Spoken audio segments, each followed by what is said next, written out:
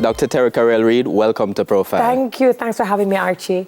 Seem a little nervous when leading into this. Why? You don't give interviews. How come? I don't. In fact, it feels a little bit strange being on this side of the conversation because my profession always requires me to do most of the talking. I'm asking, I'm moderating. But then when the spotlight shifts on me, it gets a little bit, it's a little bit strange. But I'm happy to be here. Not accustomed to talking about yourself? Not accustomed to talking about myself. I think over the years I have shared bits and pieces and people have seen snippets, people have experienced snippets. I've been very intentional about sharing what I want, when I want, and where I want to. But for the most part, I've always just been a very private person despite being considered a public figure. So that's very interesting to me because I look at your career and your trajectory and a list of titles too long to name all of them. Mother, TV host, motivational speaker, you're an author, yes. You were a model or are a model, depending on how you look at it. Veterinarian, that is really important as well. When you look back at all of that, what do you think? How do you feel? Even when I heard your introduction and I just heard these different titles, it almost sounds like, I asked myself, who is he talking about? Because a lot of the times I think when we are going through the transitions and we're going through the moments, we don't always get to stop and celebrate or stop and look back and go, wow, we did that. So to actually hear it, it kind of makes me proud of who I am, proud of how I transitioned, and just proud of all the experiences, good and bad, the good and the ugly, that have helped to kind of shape me into this person I am today. But I'm proud of myself, and I certainly hope I've made my grandma, my mom, my closest family and friends proud as well. I'm happy that you mentioned them because that's actually where I want to start. By talking a little bit about growing up, yes. Because your mother and your grandmother were huge influences in your early life. Oh yeah, grandma, the matriarch, for persons who are a part of my online community, they know her name is Jeannie Baby, Scorpio, Panamanian by birth actually, but she naturalized. She came to Jamaica when she was young, got married, naturalized, had children here. But grandma was the matriarch. Whenever persons have complimented me about my diction and my eloquence and how I articulate, how I storytell, they usually ask me, were you coached, were you trained? And I tell them, yes, my grandmother. From the moment I came into this world, she said, she's going to shape and mold me. And so a lot of who I am, the woman who everyone sees today, was highly and hugely influenced by my grandma. And then my mommy was the breadwinner.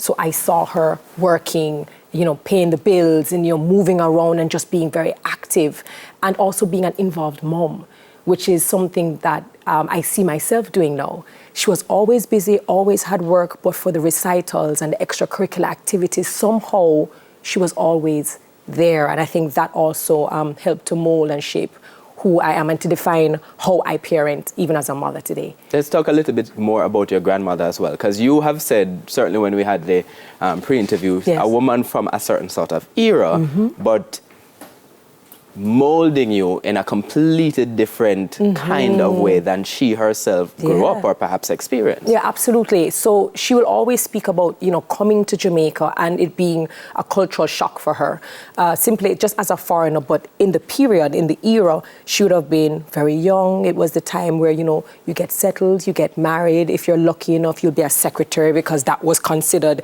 the job of jobs, and not really understanding anything else, being subservient, being the homemaker, being the goodly wife. And she was that for a very long period of time. She ended up having 3 children, my mom and her twin brothers. And over a period of time, what she said was that the womanizing started. And she didn't understand it. She thought once you created this fantastic home, then everything should be perfect. And what ended up happening is that her husband was just very womanizing, very disrespectful, and nothing that she did was rectifying the situation. So there was a day when I think she confronted him. It was a story that she told where she confronted him to say, this is an embarrassment. We have the children, we have the family, and how you've been behaving is just not acceptable. He didn't like it. His ego was bruised, and she'll always say, he buried his head like a bull. She'll always say that, and he charged after her. And she said she picked up a vase and she broke it over his head and she left with her 3 children and she never looked back. And I think that is the woman who I know today. That's the story she was telling you when you were how Yeah, man. old? I was probably now in high school, but just growing. She's the type of woman who would always kind of drop little things, like when it came to relationships, give off your all, but hold back a 10% for yourself. If you're in your relationship. She's telling you this in high school? Yeah. My grandma, and for those people who know her, she's straight-laced, very transparent, very honest, very open. She'd even say things like, when you're in your relationship and you find that person who you love, make your friends be your friends and his friends be his. Because if that relationship comes to an end and you forgot your friends, understand that when he leaves or when he walks, his friends walk with him. High school? Yeah, man. I think we need to have more of these conversations. You see, and this is probably the parenting that you see me with Naima. She was always age appropriate in the sense that she never got into details, and certainly there are things that I did not understand because I didn't have much context. But it's those little things that she taught me that now that I'm older, I look back and I say, yeah, self-preservation requires you to hold back for yourself. Never get complacent. She'd tell you, always save. It don't matter if he's working, you're working, if he's giving you money, whether you feel loved or not, always save. And I've lived to realize that all of those experiences that she shared with me, I've either lived it, experienced it, or I've had to apply it. So I'm actually very grateful that she did that. And your mother now, also a big influencer as well. Huge influencer, someone who just always was very aware of who she is, very dominant personality, larger than life. We eerily sound the same, like identical. Never seen anything like identical. It. Absolutely, but she was a go-getter. And she was always someone who was figuring out, okay, sure, I'm working for Air Jamaica, but I can buy and sell. So I grew up seeing my mommy as a hustler. And so that is where the whole entrepreneurial spirit that I didn't think I had, but I think that's actually where it came from. I think it came from my mom. We have to talk about your father as well, because in a lot of these conversations, you talk about your mother and your grandmother, but you don't mention your father. So we're going to take a break now on Profile. My guest is Dr. Terri-Karelle Reid. We're back after these messages.